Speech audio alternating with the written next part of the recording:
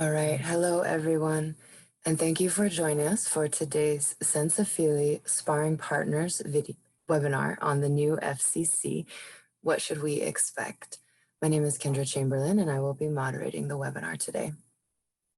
Here's our Monica Paolini, Principal at Senza Fili, Mark Lowenstein, Managing Director of Mobile Ecosystem, Louis Peraertz, VP of Policy at WISPA, the Wireless Internet Service Provider Association, and Chris Pearson, President of 5G Americas.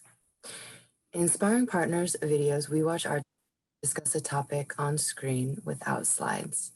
We would like to encourage our audience to participate in the conversation. Please share your questions and comments through the Q&A screen at the bottom of the Zoom window. And given our topic today, we would also like to hear what you think or what you're looking forward to for a new FCC. So please share those thoughts in the chat of the Zoom screen. And finally, we will be live tweeting the webinar today. You can follow along or participate in the conversation on Twitter using the hashtag Sparring Partners. And with that, I will hand it over to Monica.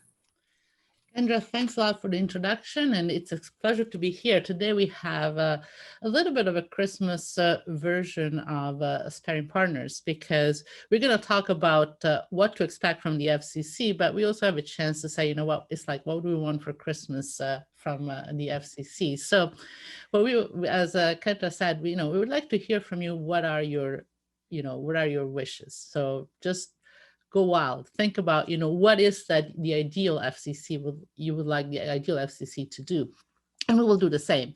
And then if we have a good list, maybe we'll make it and send it to Santa Claus to see whether we can get some of our wishes fulfilled. With that, we're going to have a little bit of a different format today. No polls, but we will have each one of us say a little bit about what is that? What are our wishes? It's going to be a short list. Okay, and then we're going to discuss about it, and you can ask us questions about it, and we will talk with each other. So with that, first of all, I'm going to ask our guests and debaters to introduce themselves, and then each one of us will go for a couple of minutes to say what is that we expect and what is that we wish from the FCC. And so let's get started. Mark, why don't you go first? Okay, hi, Mark Lowenstein. I'm Managing Director of Mobile Ecosystem, a longtime industry analyst and consultant, and a longtime colleague of Monica. Should I start right now with FCC, or we're just going around introducing ourselves first? Let's do the introduction quickly, sure. Okay. and then you go. Okay. Chris.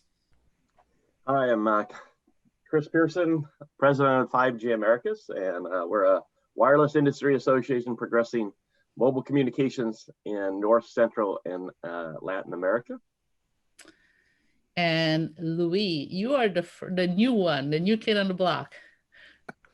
Happy to be a new kid, and thank you very much, Monica and Mark, for inviting me to join your Sparring Partners webinar series. My name is Louis Peraertz, and I am the Vice President of Policy for the Wireless Internet Service Providers Association.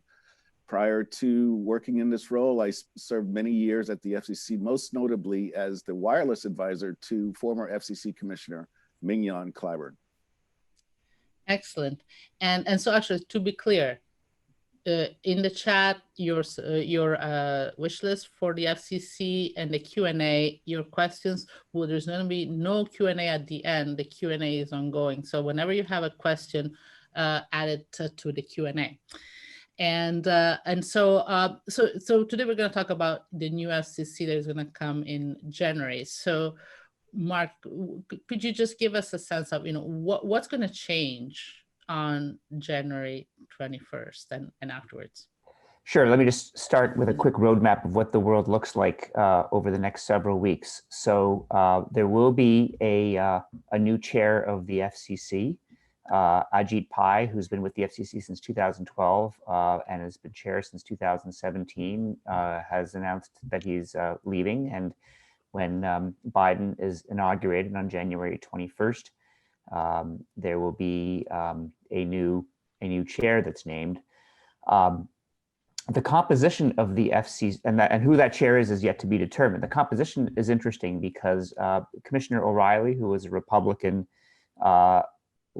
left recently as a result of a bit of a Section 230 kerfuffle with President Trump. He's been replaced and confirmed last week by Nathan Symington.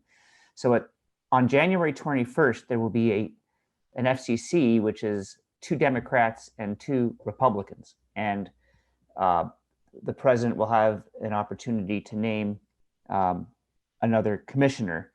But how quickly that commissioner gets confirmed is a bit up in the air. One of the dependencies there is the result of the January 5th runoff elections for Senate in Georgia, and what happens with the composition of the Senate as a result of those runoff elections. So there could be a bit of a stalemate in the FCC, or a factor that sort of holds back its ability to do a whole heck of a lot until there's a new commissioner in place. So it'll be interesting to see what happens there.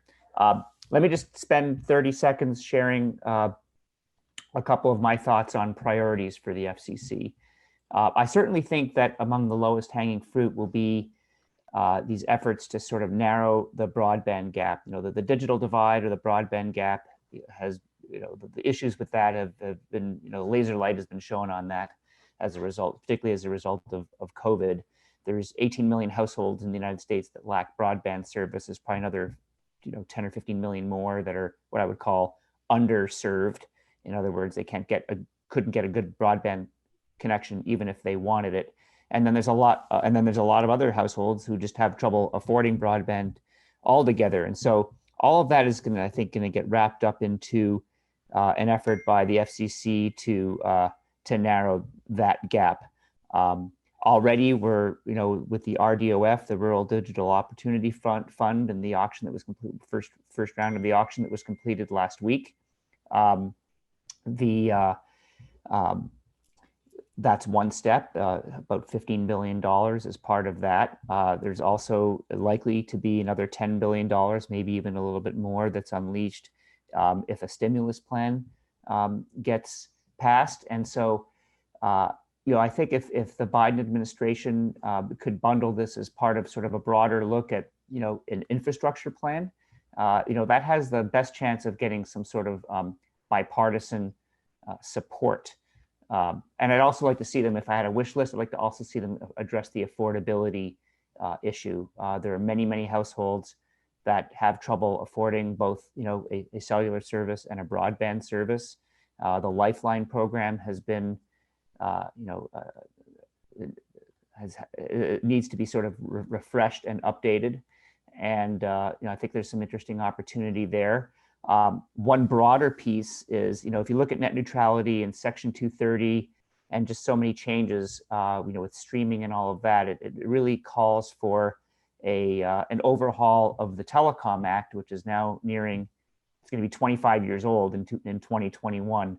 And it's looking increasingly outmoded as so many issues that are at the FCC these days are making abundantly clear. Whether that can be taken on in a Biden administration, particularly, with a deadlocked Senate or a deadlocked House is one issue that might have to wait till a second term if there is one. But certainly that's, if I was to look at a broader based, wish list, that would be high on my list. I think, we need to address that at some point. So I'll move on. Okay, my turn now, and then the guests have the final word. Actually, the FCC, the outgoing FCC, achieved quite a lot. If you think about CBRS, 6 gigahertz, they're actually quite good, development. So pretty happy actually with that. But there are clearly areas where there could be a lot of improvement at a really, really high level. And this is going to be part of the wish list. It is not going to be really, I'm not going to get that probably, but I think that it would be nice to see the FCC to be less dependent on the sort of political strength from one party to the other, to be less tied to, political parties, because this is an area where we do need a lot of continuity. And I also like to see more of a focus on the users of what is that the infrastructure, the wireless and wireline, well, the communication infrastructure is doing for the users. And when a few years ago, I was talking at Ofcom to somebody there, and they were talking about their job, and they give me the org of Ofcom. You can see that the structure there is really looking at the issue of telecommunications from the user perspective. And then obviously that carries on to how do you regulate from that. In the US, you get a feeling that we sort of look at it more from the industry point of view and how the industry and the different players can then serve the public. And I think it's obviously the two are related, but I think I would like to see more of the emphasis on what does it mean? What is that people need in order to be connected? And with COVID, we've seen how important connectivity is.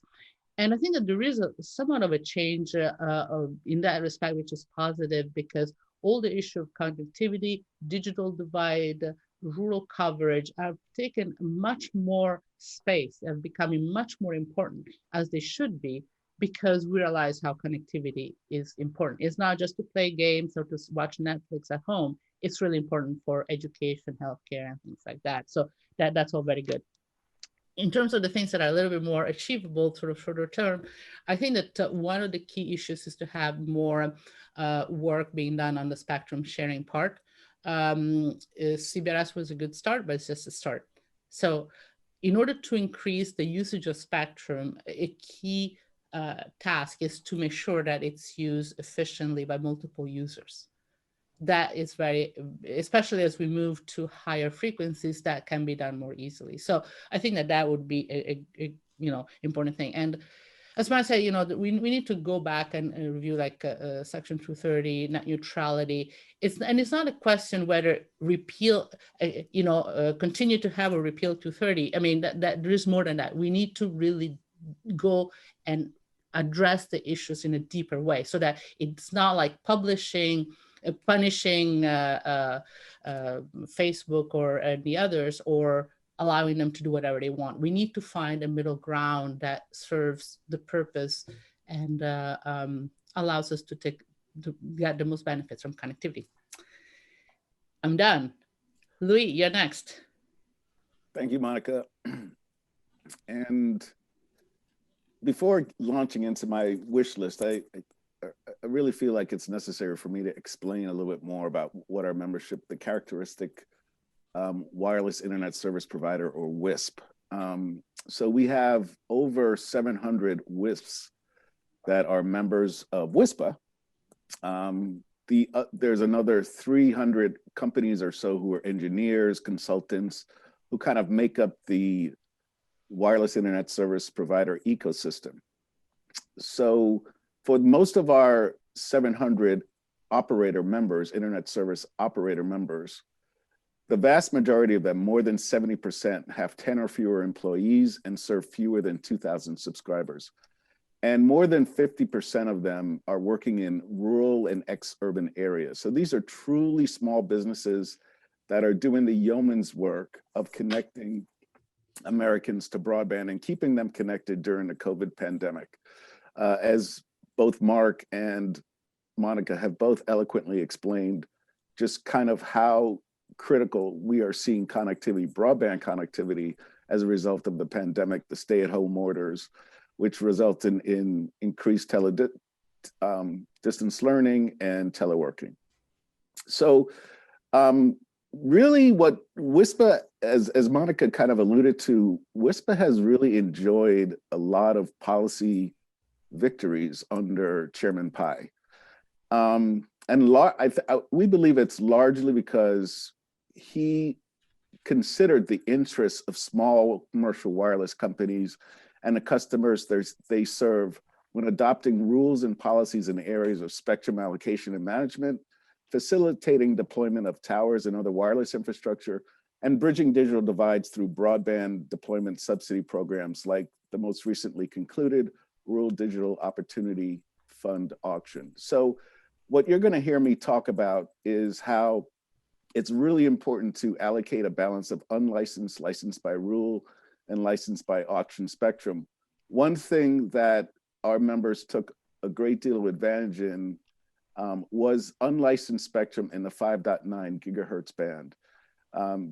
The FCC granted to more than 70 of our members special temporary authority for up to 2 or 3 months at a time. And our members have been continuing to file extensions of those special temporary authorities. And what that really makes the case is why unlicensed spectrum in certain bands are so critical to helping our members keep their communities connected to broadband. 6 gigahertz is also another important proceeding. The FCC allocated 850 megahertz of unlicensed spectrum for standard power outdoor operations. That's absolutely critical to our members. And there's more work to do before the FCC in a further notice, before that our members can actually take advantage of that spectrum. With regard to spectrum auctions, the FCC just concluded a very successful, in our opinion, Citizens Broadband Radio Service Priority Access License auction. It drew more qualified applicants, 271, than any other, far outpacing any other spectrum auction that the FCC had ever held. And we believe it's because the FCC did two things: provided for opportunistic use of spectrum in something called the GAA, General Authorized Access Spectrum. And also it allocated for auction much smaller geographic license areas than the FCC had ever allocated before. Instead of going with 416 partial economic areas that cover the United States, it went with over 3,200 counties. As a result of that, not only did it draw over 271 qualified applicants, it also resulted in 228 different entities placing winning bids. And WISPA members were almost 70 of those entities that were able to win. With regard to wireless infrastructure, there's a very important proceeding that we hope the FCC concludes, and that is the over-the-air reception device proceeding. I'll get into that in more detail later. And also with regard to broadband deployment subsidy programs, it's very important that the FCC continue its work towards developing more accurate data as to where broadband is and is not being currently deployed. Thank you. Thanks, Liz. Chris, next. Okay, it's I guess I'm batting a cleanup here if it was a baseball game, but you've covered a lot of the major topics. So 5G Americas, as I mentioned, we represent really the mobile wireless ecosystem for the Americas region. And if I was to think about some of the things that I think continue to need progress at the FCC level in the United States, one would be more exclusive use licensed spectrum. We've seen quite a bit of progress in the last few years regarding identifying and allocating high band spectrum or millimeter wave, and also allowing for private transactions of that type of spectrum.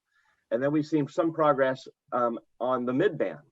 But if you look at kind of worldwide and the global ecosystem that we're working within in the mobile wireless arena, you'll see many countries, or most countries, are doing a lot in that mid-band area. So probably high in my priority list for the FCC would be continue to make progress on that mid-band spectrum. We already see they're working hard. I mean, we obviously have the C-band auction right now. I can't comment because it's a quiet period. We also have a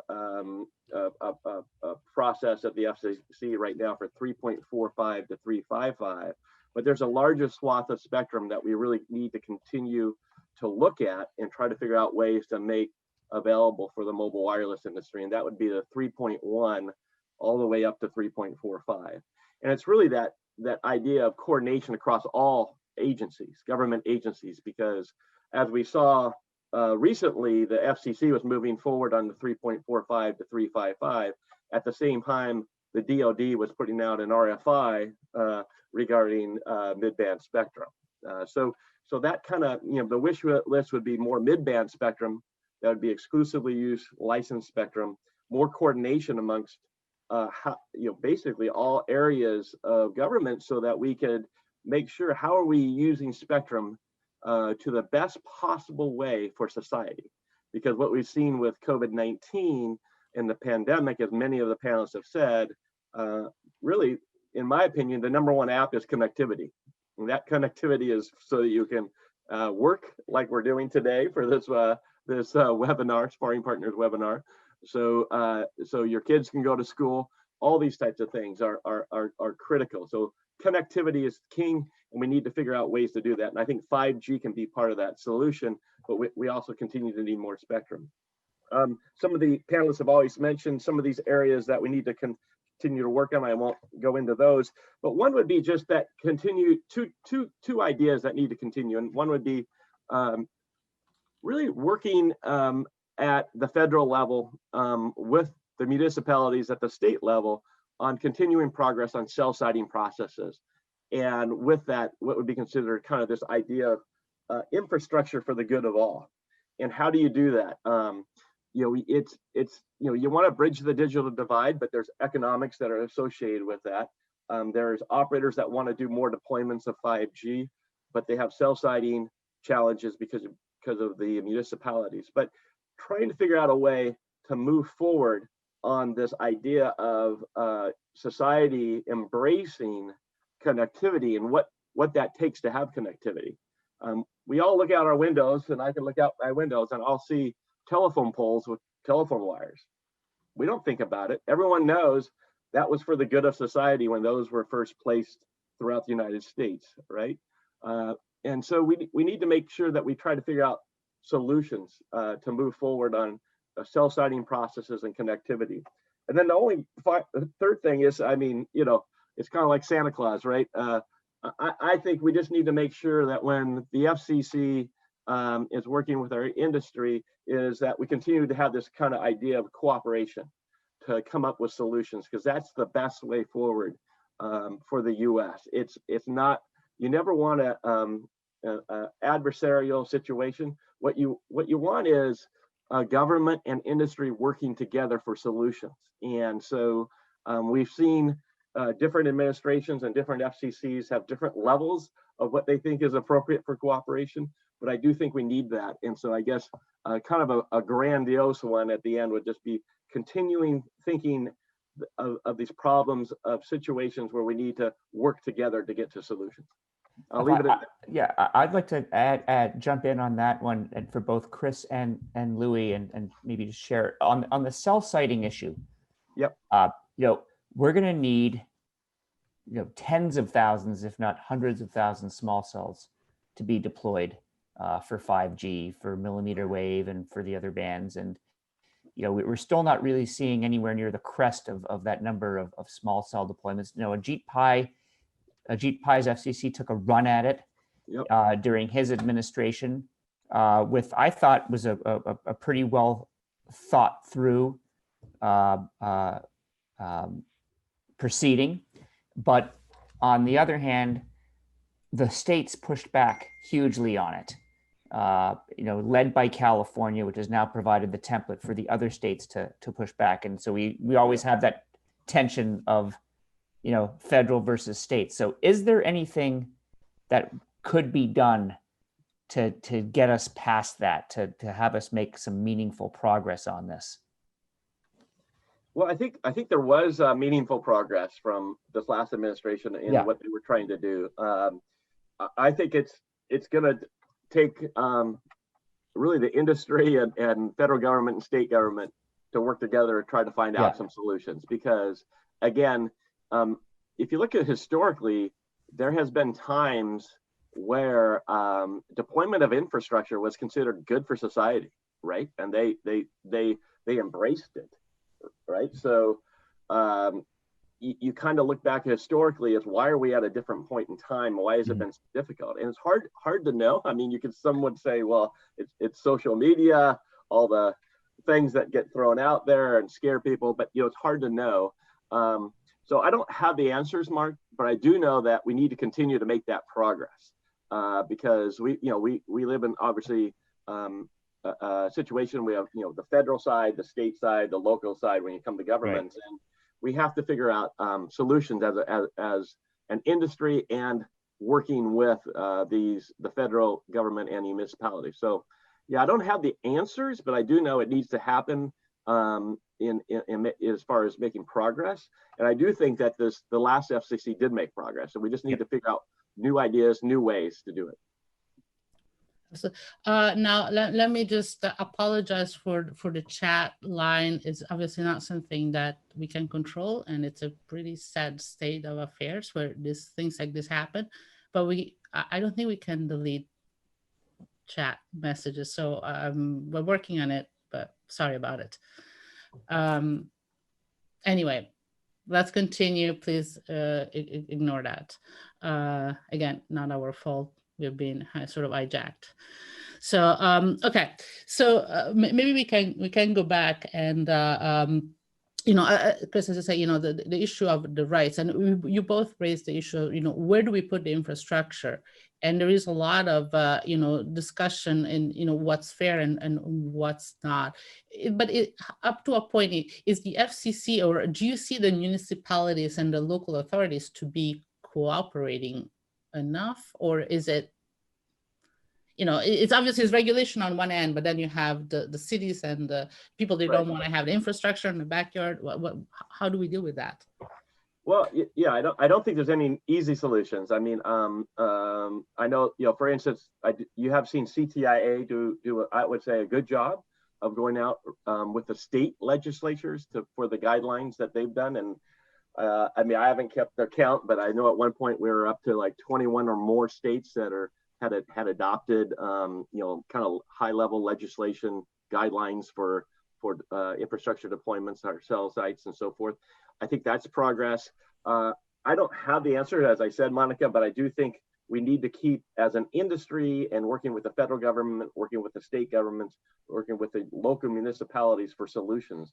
Maybe it's something where you really do start to talk about what it actually, the educational side of what this means, right? What it means to have a cell site that can cover your neighborhood for 5G, and so that everyone in that neighborhood has a better chance at affordable connectivity for school or remote work during COVID-19 or whatever it might be our challenge in a year from now. Hopefully COVID-19 is over. Those types of things. So it's more of just everyone working together to kind of figure out new ideas to move forward on it, I think. But yeah, it's not an easy solution, or it would already have happened. I'd like to add a couple of thoughts here as well. I thought Chris did a really good job. I don't have any silver bullet answers, but I can tell you this, that the two Democratic commissioners dissented from a couple of orders most recently with regard to infrastructure. And largely what they did was they dissented because they didn't think that the FCC was doing enough to consider the interests of state and local governments. And so I do believe going forward with this newer Democratic-led FCC, we're going to have to do more work in that area in terms of working with state and local governments to actually, so I totally agree with Chris about that. The other thing that I would also like to say is that, this issue is not just acute in urban areas. Mark was right on point when he talked about how many cell site deployments there's going to have to be. That's going to also apply in rural and exurban areas. And those are the areas where, particularly through the COVID pandemic 19 situation that we're living in, we really need for the state and local governments to understand that we need to get quick access to standing up in wireless infrastructure. And most of our members, like I said before, what the large percentage of them have 10 or fewer employees, they simply do not have the resources. They need access to towers, poles, grain silos in these rural areas. And so they need the same access to vertical infrastructure that the larger commercial mobile companies need.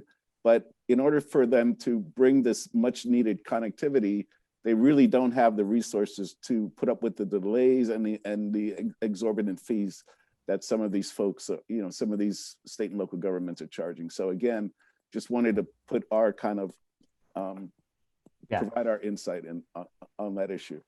Yeah. I'll add one thing to my wish list on this broad topic, which is affordability. It has to do with also how infrastructure gets deployed, but also the sort of whole idea of universal service, which was a significant accomplishment in the telecom era, and we've sort of danced around it with some revisions to the old notion of universal service through Lifeline and some other programs. But if you look at just the recent spectrum auctions alone, between millimeter wave, between CBRS, between and the current C-band auction, we are likely to raise $100 billion or somewhere close to $100 billion. Most of that, some of it's, a little bit of it is being earmarked, but most of it's just going to the Department of the Treasury. We have no idea what happens with the money once it gets there. And I just can't understand why we can't take a healthy chunk of that and provide credits or come up with some innovative solutions to make communications, and it's largely via cell phones now, and broadband affordable to a larger swath of the population. And we're going to have many more, tens of millions more households probably coming into the fold of having trouble affording that combination of services, which if a decent cell phone plan and a decent broadband plan is costing you $400 a month collectively on a household basis. A lot of households are going to have problems affording that. So I don't know. I think there's got to be some creativity there. There's the money is there. We just got to figure out a way to allocate it. May I say something here? You mentioned affordability, and I think it's crucial, but you also mentioned households. And I would kind of like to, not necessarily disagree, but I think that we need to think about connectivity, not just the level of a household, but a level of an individual. And because a lot of time is a mobile phone, and the mobile phone tends to be a personal thing. And so I think that we need to revise. So the need for everybody, from every household to have broadband, it really should be like the need for everybody to be connected. And I understand that. Yeah. It's just that a broadband service is typically billed to a household is all. No, right. Typically through a cable service or something. Was the only point there. I completely with you. I think that there is more than that in the sense of personal connectivity. Mm-hmm. And I'll give you one example, which is homeless people do not have a home. Or young people where, like a student that well, obviously they do have a home, but they don't have a household. They just move, they might have, so they don't have the traditional household infrastructure. Yeah. Now, when you look at, and this is why I think we really should think about the need for connectivity. When you look at people that are homeless, to have a phone, the phone is their link to the world. That's how they keep in touch with people, how they get their benefits. So this is not, we're not talking about entertainment, which is what we are, that's the 5G application. This is really important stuff. And I think that it's really important that we do address that issue. So it's not just the digital divide. It's not just in rural areas. It's in the core of our cities as well. We could give that population a 5G hotspot and a 50 to 100 gigabyte month allowance of free usage for data. And it wouldn't cost that much money in the scheme of things. It's just a matter of coming up with the will to do it. Because the mobile technology is there now. Where one of the key things with this, the whole framework is changing. We're moving from a situation of historic spectrum scarcity to one where maybe abundance is an exaggeration, but a much better situation. We're auctioning off more spectrum now between C-band and upcoming and just recently with the millimeter wave than we've allocated historically through the 25, 30 years of the cellular industry. So it's going to change the ball game economically in a way that allows us to think about those sorts of things. So I would agree with a lot of what you said there. I would not say that we have an abundance of spectrum, though. If you actually look at our spectrum situation in the United States compared to many markets around the world, and I'll just use Asia Pacific, parts of the European community, those types of things. We are not in an abundance, as you said, of licensed spectrum. And even if you look at the C-band, again, it's a quiet period, so I'll just be very careful, but the amount of spectrum auction in the C-band and when it's available compared to where Asia Pacific is already today, as well as many parts of Europe. So, I think there are those, I will agree with the idea that we are entering this era of 5G and connectivity, where we can reimagine what we're doing as far as whether it's, to provide connectivity to a rural area, whether it's to the demographics that don't have enough affordability, because it's so much more efficient to do deployments of wireless technology. I'll just kind of go, put my Latin America hat on. If you look at the history of Latin America and their connectivity, they had broad areas of geographic coverage needed. They also, in many parts of Latin America, didn't have affordable options for connectivity. And this was just early days of cellular. And what cellular did was provide that connectivity, first just with voice and text, and then moving to when affordable smartphones came out, affordable smartphones and internet capability. So that's why it mushroomed down there. So this idea of where we are in the United States to address some of these issues, I think can be reimagined as we look at 5G, as we look at the spectrum that's coming out in the market, and hopefully more spectrum. By the way, if you have questions, put them in the Q&A section, not in the chat.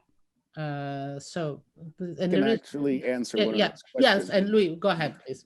Well, it's somebody asked about quantum internet, and going on right now, simultaneously with with this webinar, the FCC is actually having a several-hour session on quantum internet.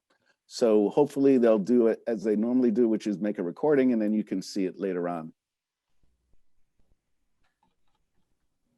So this is ongoing, and okay, yeah, that's good. Okay. Then we have another questions from Kent, and I would like to acknowledge, I think you guys cannot see it, but we got comments in the wish list from Craig on the databases and from Alessandra Rocha on Aeromax, which is an interface technology for airport connectivity, which is really important for security and in general. Okay, and then we have another one. Is there evidence of productivity benefits among jurisdictions that are more supportive of small cell deployments versus those that are not? So the question is small cells versus macro cells. Is there any evidence of the benefit of one or the other that you can see?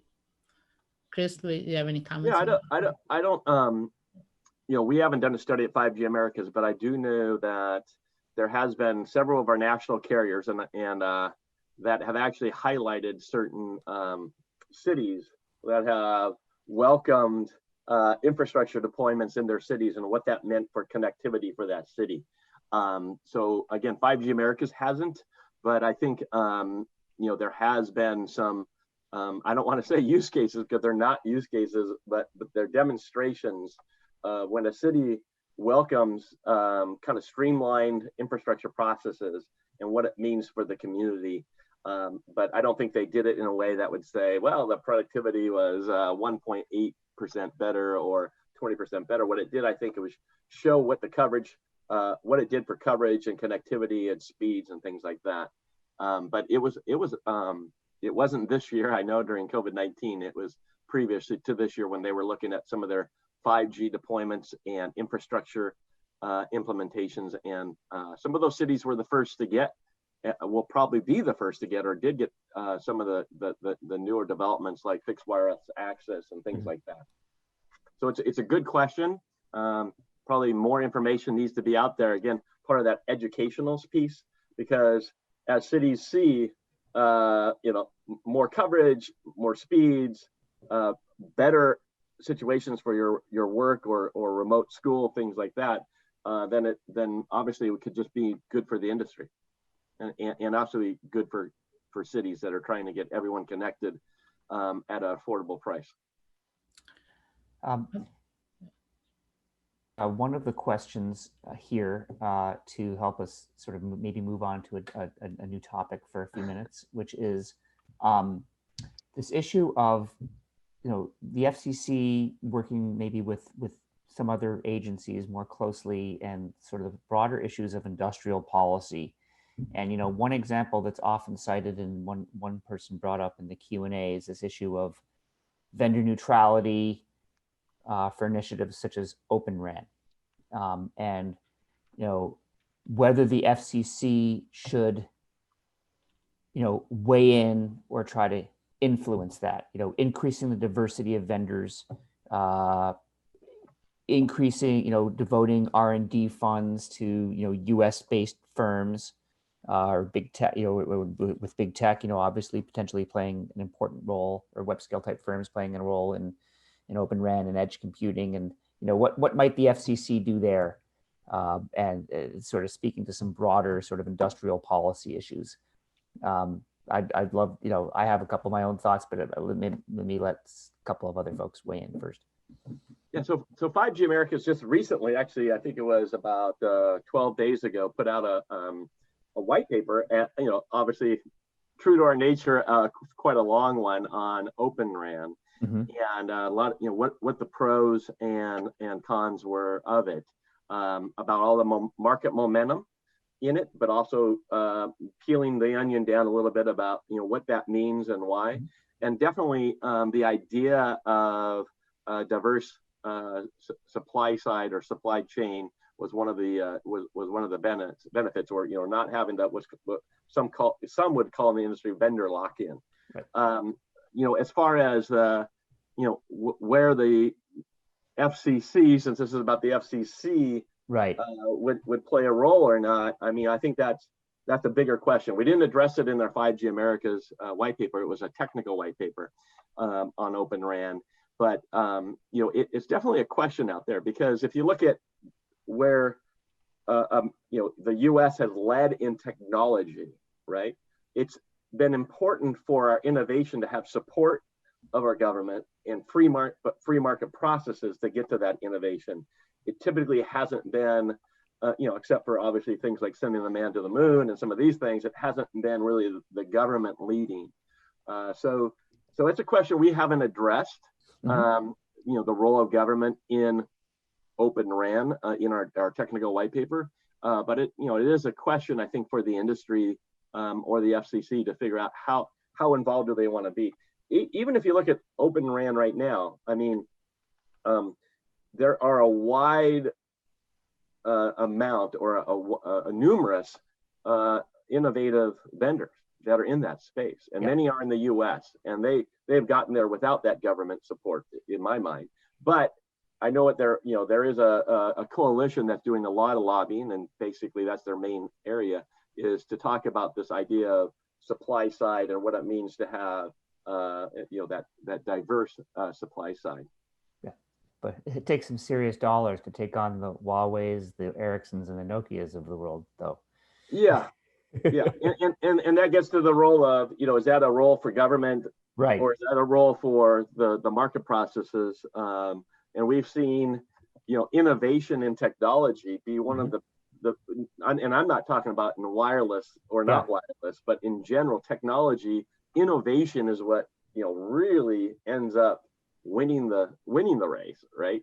Whether it's cars or computing or edge networks or the cloud or social media, there's always new entrants that, because they're innovative and smart and do things a different way, they can be the disruptors and really turn markets upside down. And has government been a part of those or not? That's the question. Yeah. Again, 5G Americas hasn't addressed it, but we did address it.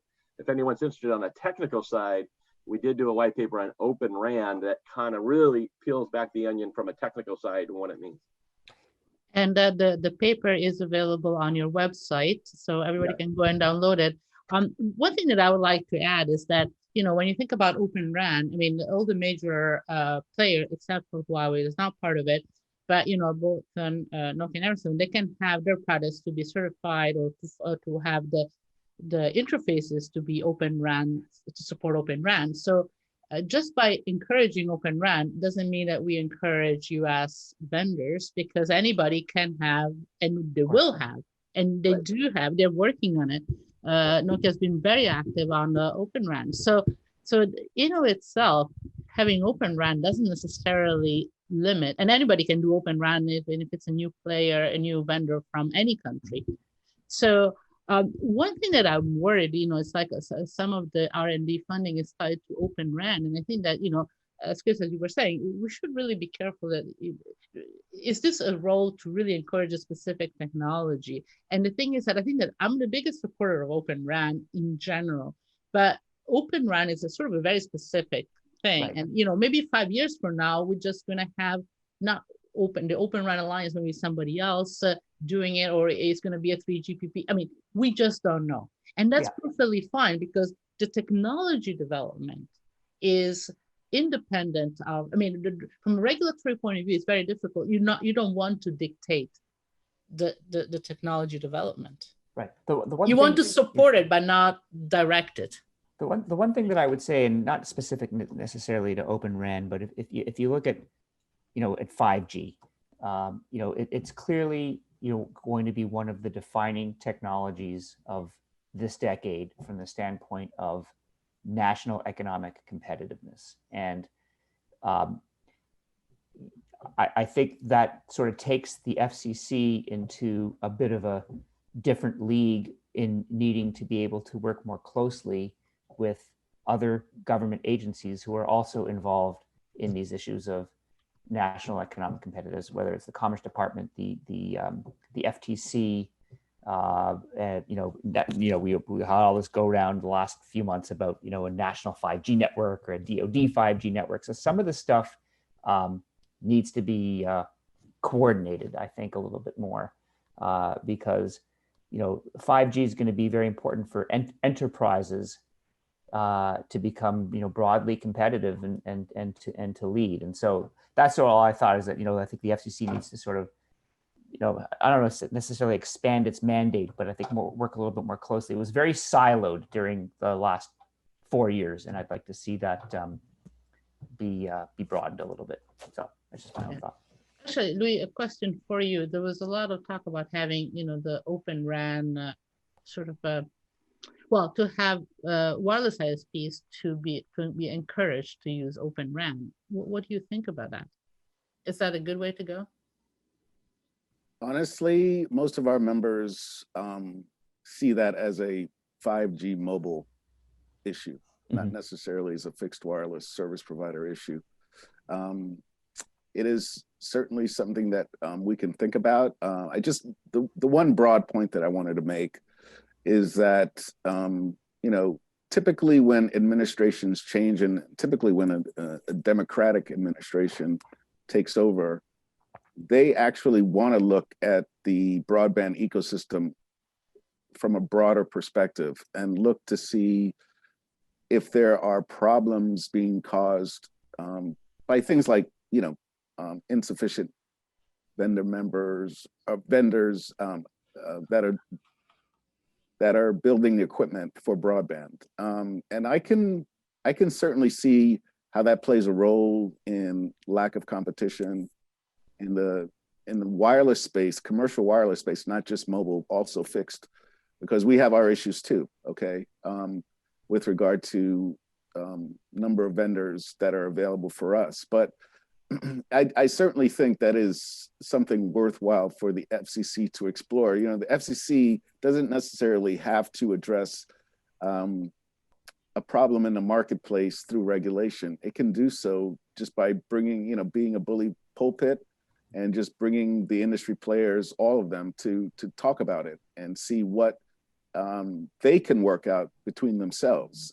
So there's, I appreciate the conversation and such, and I do think this is something that the FCC should explore, and from a sort of a scholarly perspective to start.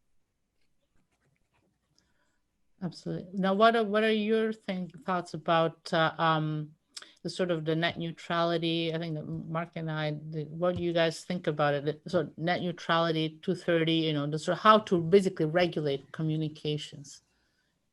We've been pretty careful with net neutrality, as you've seen. It's really actually been a very controversial topic over the years. And right now, all I would say is this.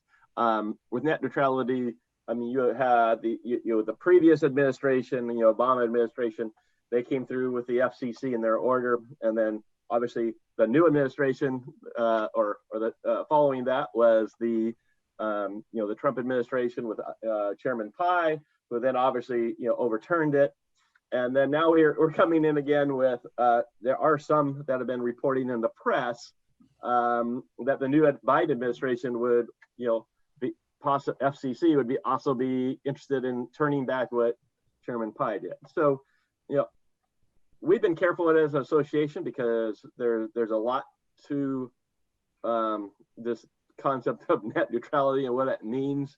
But what I would say is, it is to the point where, if it's just going to be waiver go back and forth, right. Depending on who, yeah.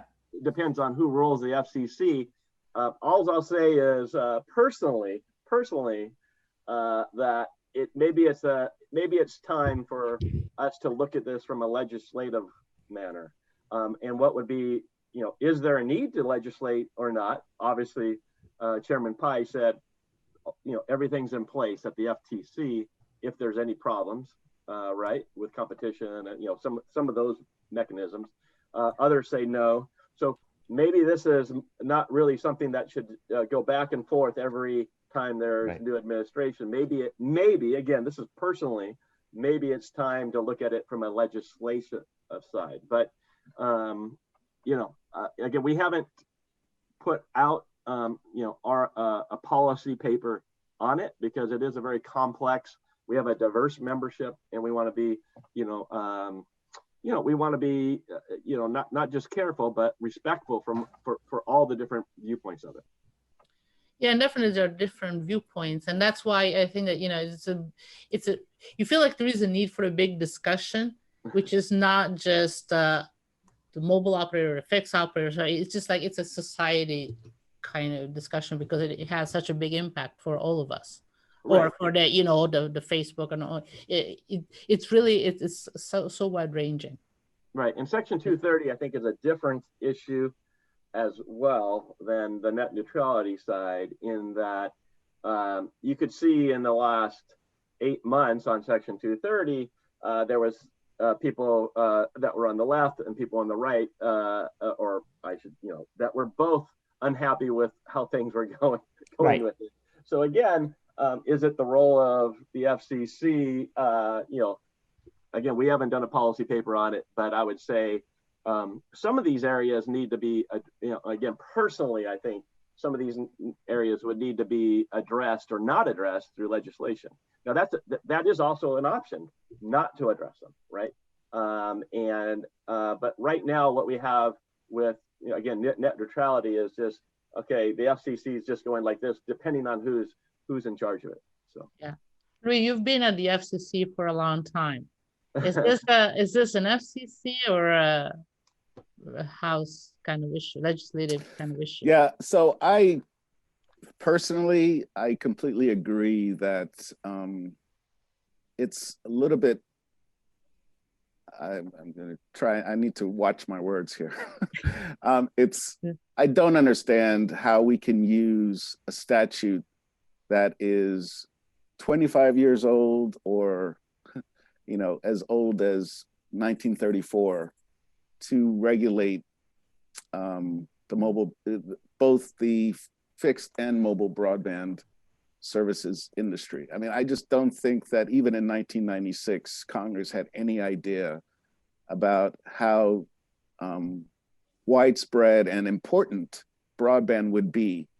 Right. And maybe the COVID pandemic it introduces a new approach that pushes both sides of the aisle on Capitol Hill to look at this issue from a legislative perspective. Right. I'm not sure where Title X, which was the Republican-led bill, is with regard to, how receptive the Democrats would be to that. But I completely agree that it cannot be. We can't keep playing volleyball with the issue, right. And that's not helpful to the public. It's not helpful to industry. I'll just point out that from WISPA's perspective, we really don't see our small broadband providers as the issue, and we're totally in favor of transparency, and so we think it's important to ensure that the internet governance laws and rules promote transparency, and without placing disproportionate burdens on enforcement and other risks on small providers, as I've mentioned before. With regard to Section 230, our main issue there is that, the most important aspect of the Section 230 is that WISPA operator members, if they are acting voluntarily and in good faith to remove objectionable or unlawful content, then the FCC or Congress should not subject them to liability. That's our main position there. Yeah. And I would just say this is these are not especially when net neutrality or Section 230, but Section 230, there's a lot at play there. All the way back to our founding fathers and the Constitution and what they expected Americans to, as far as free speech and things like that. So these are not these are not just telecom or communications type issues. These are broad, deep thinking issues that would have, really, again, like I said, that both the left and the right were not happy in the last 8 months about things that were going on. Right. And it's way beyond that. It's really to deep meaning into what would change and how would it change, and would that be a change for the good if they were looking to change. Right. I just the one point I'd put in there is, I agree with you. These are difficult issues. You could argue both sides on a lot of them. Just the fact that it's relying on a 25-year-old Telecom Act. The main companies that were named in the drafting of 230 were Prodigy and CompuServe. We're a little bit beyond that right now, and so half the people listening to this webcast probably don't even know who those companies are. So, so it's just that we need to start recognizing, the times that we're in, even, you sort of bring in, whether it's Section 230, even net neutrality, just the whole idea of streaming and what that means, because it's not just, not just providing broadband services now, but you're also now competing in, essentially almost broadcast television. So all that stuff is getting wrapped in. It sort of goes back to the earlier point is that, I don't know how we do this, but maybe sort of just a broader relook. Maybe that's not something that happens in the next year or two, but something that we think, okay, over the course of the next 5 years, by mid-decade, maybe we should be, eyeing, trying to think about a new framework that takes us into, a succession of the 96 Act is sort of where I was going with that. Yeah. Well, and I guess it's because wireless and in general, the connectivity is becoming the way we communicate with each other. It's not right. It's not the sort of the exception, it's the rule. Yeah, right. So because of that, it should be really framed. That's why I think it's more than the FCC, because right. the FCC is more like specific to certain type of tools, but the kind of issues we're facing are actually just much broader than that. So I wanted to talk, we have a question about shared spectrum, but I don't know if we have time really to go through that, but maybe just very quickly. You said that, CBRS was a great success, and it wasn't, but so do you think that we should use the sort of similar framework for future spectrum sharing? Because it's just, as much as I love CBRS, it's a little bit complex. Are you asking me or Louis? I'm asking Louis first, but then I'm happy for you to comment as well. Right. So the position we've taken in the 3.45 to 3.55 proceeding is that NTIA is talking about something called an incumbent informing system. And we want something that's similar to that, not as complicated as the environmental sensing capabilities that for a lot of our members just have not worked out that well. It's just super complicated. And we don't have the same problems, apparently, according to NTIA and DoD, in this 100 megahertz of spectrum. So we're hoping that opportunistic use and dynamic sharing, as we use the phrase, not as the DoD RFI uses the phrase, we think that type of dynamic sharing is good for everybody, because you know what? Spectrum is finite. God's not making any more of it. And so it's one thing to continue to repurpose federal operations for commercial use spectrum, but we're going to have to use the spectrum that we already have allocated in a much more efficient way. So we think that that's another reason why sharing is so important to us. Chris. All right, so what I say, we have members of 5G Americans that support CBRS and both from an operator side and a vendor side. So I'll just leave with this final comment about it. If you look at the world and you look at the U.S., we need in the U.S. more mid-band spectrum that would be exclusively used licensed spectrum. So that should be a priority. And if you look at the mid-band spectrum that's out there being discussed right now, it's 3.1 to 3.45. And I understand that always can't be the case. But my final point would be we need more licensed exclusive use spectrum for the industry and for the US. And again, this is what you're seeing around the world. Coalescence regarding that mid-band range that's going to be doing great things. And we need to make sure that it's doing great things here in the United States. With that, I think we need to move on. Thank you all for attending. And we had some issues, and I think that you might have been spared from the worst, the participants, and we'll try to resolve it. But anyway, Kendra, back to you, and thank you all guys for participating in the audience or as debaters. Thank you, everyone. Have a great 2021 to everybody, and thank you so much for participating in this. I thought it was a great discussion. Yep. Thanks, everybody. Have a great holiday. Everyone. Yeah. Kendra, over to you. Okay, wonderful. Thank you so much to our speakers today for that great conversation. And thank you to our audience members for attending. A recording of this webinar will be available on the Senza Fili website in the coming days, as will an audio podcast version of the conversation. And we have our next sparring partners will be January 7th in the new year, and that will be on CBRS opportunities and challenges for utilities. The registration for that will also be available at senzafili.com in the coming days. Thanks again to everyone, and we look forward to seeing you at future events.